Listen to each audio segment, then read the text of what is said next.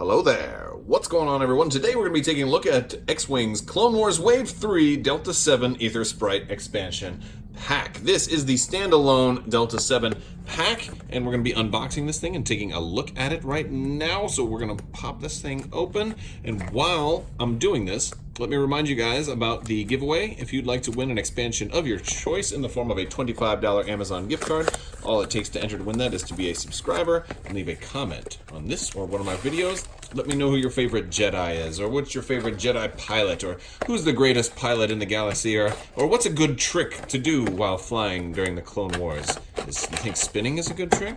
Maybe some other kind of tricks, like, I don't know, turning off the autopilot?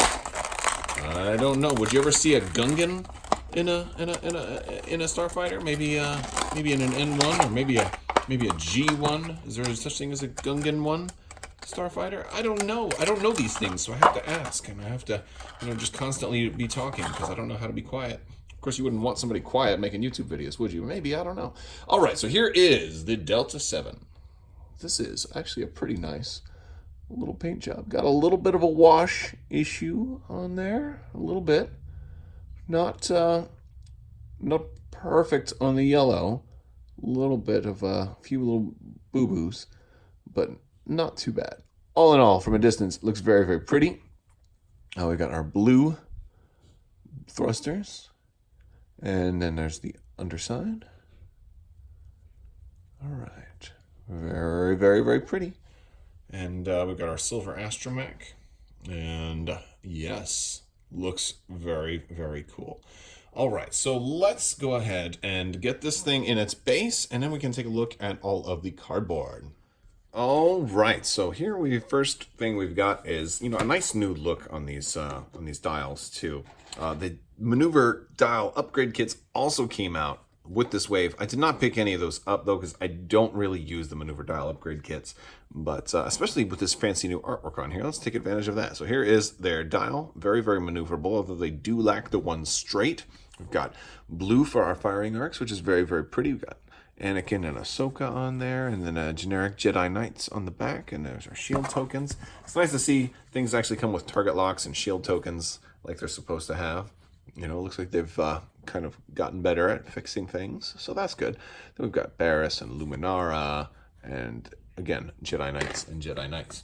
Don't feel bad about a lack of people like Obi-Wan Kenobi. There are more Jedi Knights available in the Guardians of the Republic pack, so don't worry too much about those little things. Now, also, there's probably not going to be anything to spoil about this pack, since they did just also drop the Delta 7 spoiler article. So, with that being said, let's go ahead and take a look at Anakin Skywalker. Anakin's after you fully execute a maneuver. If there's an enemy ship in your forward arc, it ranges 1 to 0.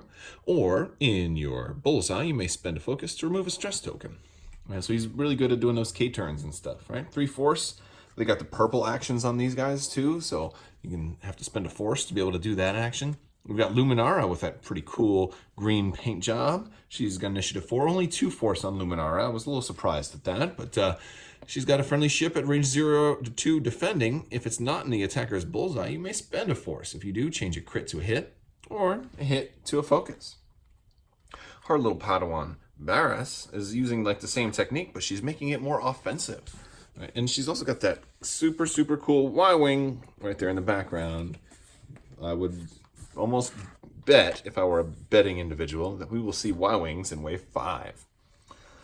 So, when a friendly ship at range 0 to 2 performs an attack, if the defender is in its bullseye, you may spend a force to change an eyeball to a hit, or a hit to a crit. Very cool. We got Ahsoka. Ahsoka, after you fully execute a maneuver, you can choose a friendly ship at range 0 to 1 and spend a force. I keep saying focus when I want to say force. Are you guys doing that too? Let me know in the comments, because it's just, I don't know, it's just such a weird thing. We're going to be spending a lot more focus on all these Jedi, but if you do, that ship may perform an action even if it is stressed. Then we've got our generic Jedi Knights. I love having generic Jedi Knights.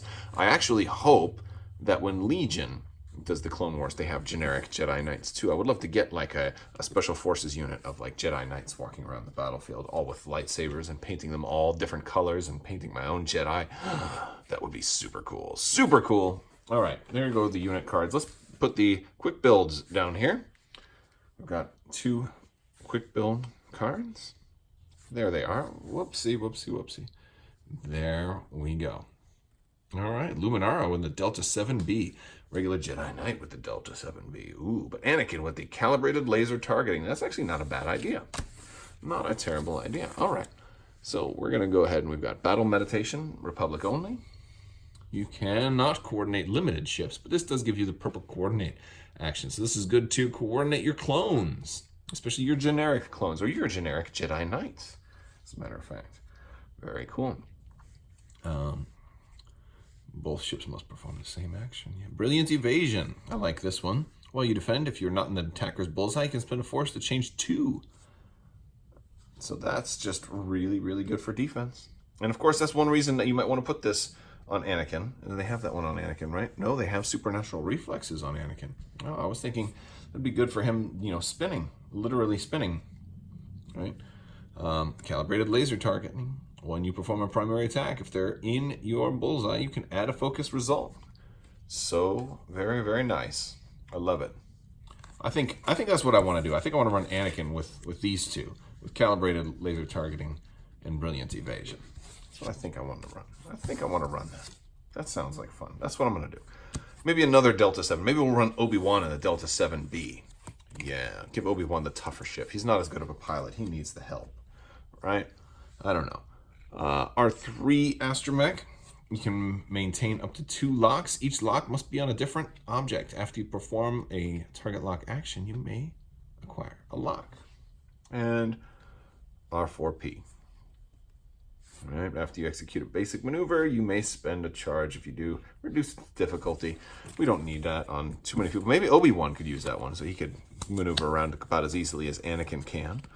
Might be fun. Delta 7B is worth pointing out is very, very expensive. A lot more expensive than calibrated laser targeting, but this one is actually going to scale with your fighter pilot.